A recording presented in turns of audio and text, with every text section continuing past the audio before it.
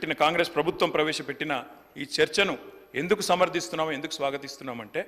తప్పకుండా రాష్ట్ర విశాల ప్రయోజనాల దృష్ట్యా రాజకీయ ప్రయోజనాల కంటే కూడా రాష్ట్ర ప్రయోజనాలు ముఖ్యం కాబట్టి తప్పకుండా రాష్ట్రంలోని ప్రజలకు న్యాయం జరగాలి కాబట్టి నిన్న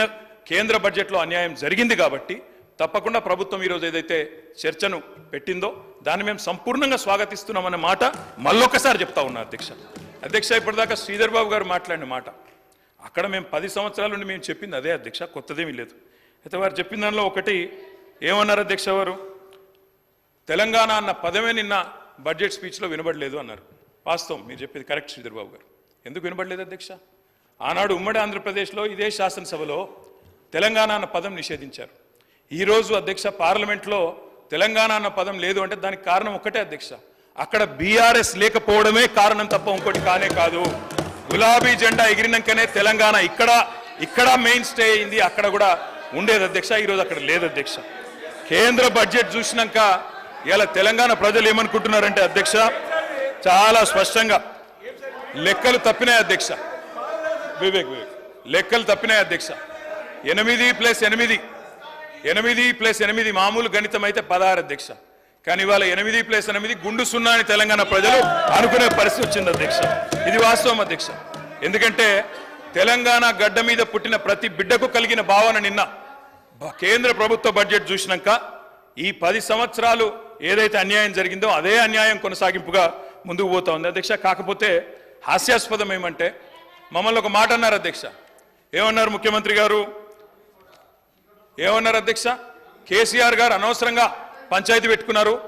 ముఖ్యమంత్రిగా కేంద్ర ప్రభుత్వంతో పంచాయతీ పెట్టి కెలికి పంచాయతీలు పెట్టుకొని అనవసర బేసిజానికి వేయండి కాబట్టే 10 ఏళ్లలో ఏం కాలేదు నేను అందుకే సఖ్యతతో ఉంటా అన్నారు ఏమన్నారు అధ్యక్ష వారు ఇక్కడ హైదరాబాద్లో ఒక మీటింగ్లో మోడీ గారు వస్తే ఏమని చెప్పినారు మాది కేంద్ర ప్రభుత్వంతో ఇప్పటి నుంచి బంధాలు అనుబంధాలు సత్సంబంధాలు ఉంటాయి మోడీ గారు పెద్దన్న లాంటి వారు బడే బాయ్ నేను చోటే బాయ్ అన్నారు అధ్యక్ష అన్నాదమ్ముల అనుబంధం మంచి అద్భుతమైన సినిమా పండించిన వేదిక మీద ముఖ్యమంత్రి గారు మరి ఏమైంది అధ్యక్ష ఈరోజు ఏం జరిగింది అధ్యక్ష తన దాకా వస్తే కానీ ఇవాళ శ్రీధర్ బాబు గారు మాట్లాడుతున్నారు సవతి తల్లి ప్రేమ కక్ష వివక్ష మరి మేమేం చెప్పినాం అధ్యక్ష మేం చెప్పింది కూడా గదే ఇన్ని రోజులు ఇప్పుడు మీ దాకా వస్తే మీకు తత్వం అర్థమైంది వాళ్ళు ఎట్లా వ్యవహరిస్తారో ఎన్నిసార్లు తిరిగినా ఎక్కే విమానం దిగే విమానం అన్నట్టు 20 సార్లు ఢిల్లీలు దిగినా ఆడ ఏం జరగదన్న విషయం ఇప్పుడు అర్థమైంది మీకు ఇప్పటికైనా వాళ్ళ తత్వం బోధపడ్డందుకు చాలా సంతోషం అధ్యక్ష కాకపోతే మాకు మీలాగా కొన్ని అలవాట్లు లేవు మేము ప్రయత్నం చేసినాం చాలా పనులు కూడా సాధించినాం ఏమేం సాధించినామో కూడా మీకు చెప్తాను కానీ ఇతరులు సాధించింది మా ఖాతాలో వేసుకునే అలవాటు మాకు లేదు కేంద్ర ప్రభుత్వం ఆనాడు రాష్ట్ర ప్రభుత్వం మేమందరం కూడా కొట్లాడి ఎలివేటెడ్ కారిడార్లు రక్షణ శాఖ భూములు ఇవన్నీ మా ప్రభుత్వ హయాంలో వర్క్ జరిగితే కాగితం మీరున్నప్పుడు వస్తే